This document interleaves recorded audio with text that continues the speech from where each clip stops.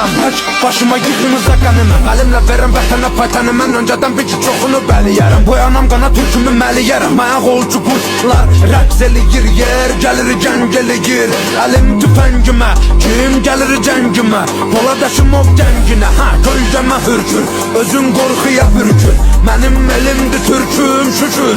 Şükür, bükür, bükür, yırtıcı ələmin vaxtıdır, artır qədəmi. Mədəminə səbəb olacam ey mənə deyən pan. Mənim Mehmetciklərim hər biri xan. Məni qan, vətənin hər yarasına geci tezi var, alınacaqdır intiqam. Bağır durmamışıq, vurulur plan.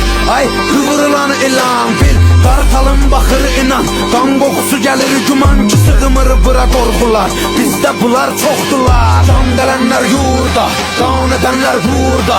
Qüdrət artır nurdan, hörmət vardır burada. Kuzeydə çaxan günəş, güneydə parlar. Türküdür elim mənim, ala boğazımı darlar.